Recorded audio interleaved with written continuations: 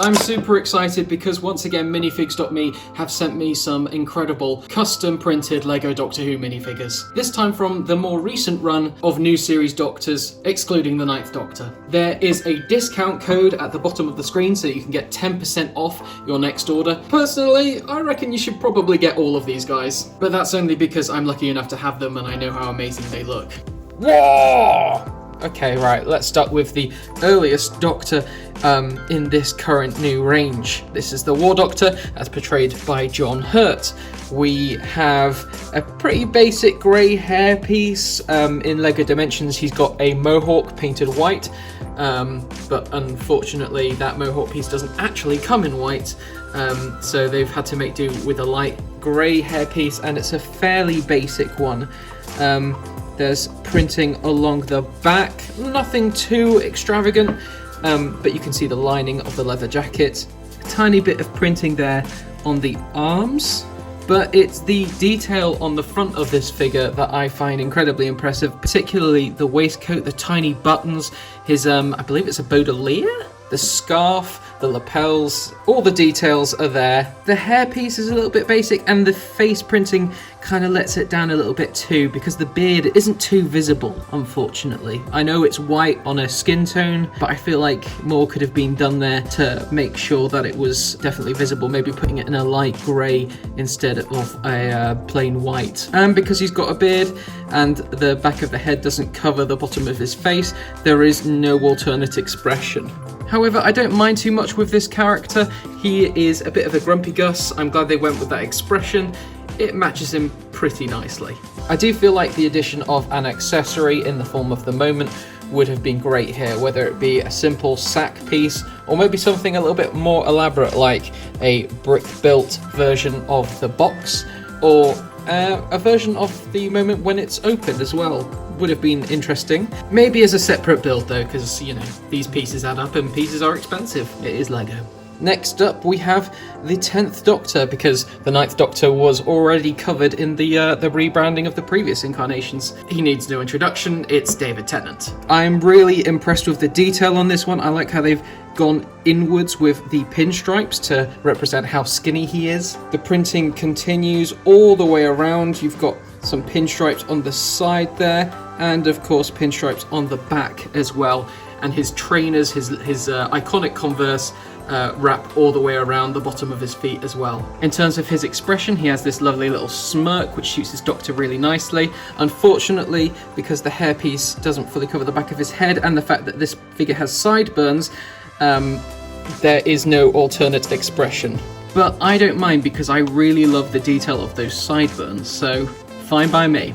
And if you are interested in a comparison, here is the previous minifigs.me one, and as soon as you see them together, my god, it is really noticeable how much more detail is in this later model.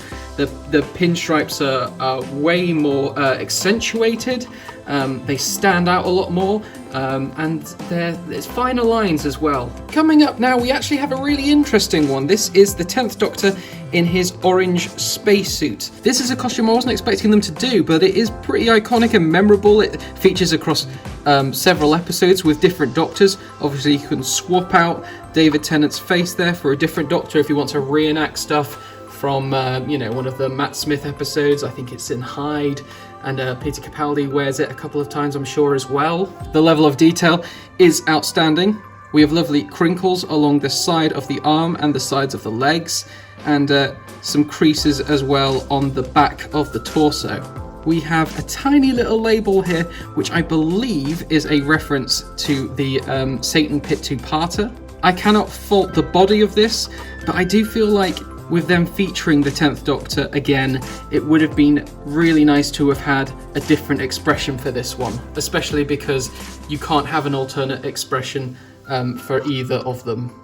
Here we have Matt Smith's 11th Doctor, and they've gone for an interesting decision with this one. It's not his full costume, it's his outfit but without the tweed jacket, and he does walk around in his shirt and braces from time to time, but it's not the look that I would have gone to. Obviously, the LEGO Dimensions Matt Smith already exists, so I can understand why they'd want to take that approach and have something a little bit different. But, you know, if I was going for a different Matt Smith outfit, I would have gone for his Series 7B look. I can kind of understand why they haven't done that. Purple minifigure pieces are quite hard to come by. I don't know though, I just feel like there were different options you could have gone for. I really like the braces on this minifigure though. Whilst there's no detail on the sides of the arms, if you go to the back, the braces continue all the way onto the back. And you've got the lovely creases in the suit as well. It's really nicely captured. And fortunately, because Matt Smith has neither sideburns or a beard, you get an alternate face here of him looking like a happy chappy. Matt Smith also comes with a little fez. I think it's better to have it as an accessory that he holds, because unfortunately when you put it on top of his head, the alternate expression will show.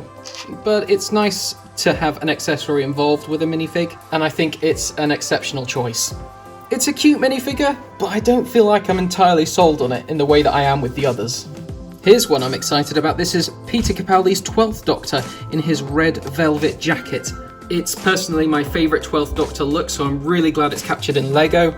Obviously there's a 12th Doctor that already exists from LEGO Dimensions and the LEGO Ideas TARDIS set. I've adapted him a little bit there with a hoodie piece and an electric guitar, but it's kind of his standard Series 8 look.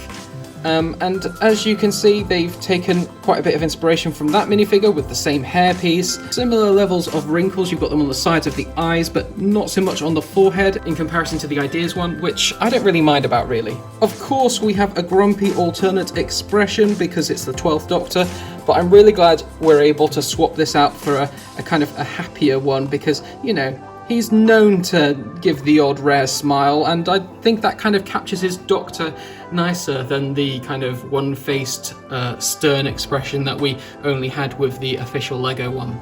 You've got tiny bits of the inner red lining there. It's slightly lighter than the jacket itself so that it stands out against it. This is a really cool detail. If you can see there, he's got 3 tiny buttons and one of them is a different colour. That's matching pretty much button for button, if you like, how the outfit looks in the series itself. Not very much printing at all on the back of the torso, although the coat does continue onto the legs. Finally, we have our current Doctor, Jodie Whittaker. Now, I have a few different versions of Jodie, and this is definitely up there. I'm not sold on the use of an extra piece of fabric to use for the big coat, especially given we have other Doctors with long coats that are represented on the printing alone. I think it's a little bit fiddly. I think it can sometimes crease and get damaged, and I just think they're a little bit cumbersome. You can't deny this looks like Jodie though. We've got a lovely expression there.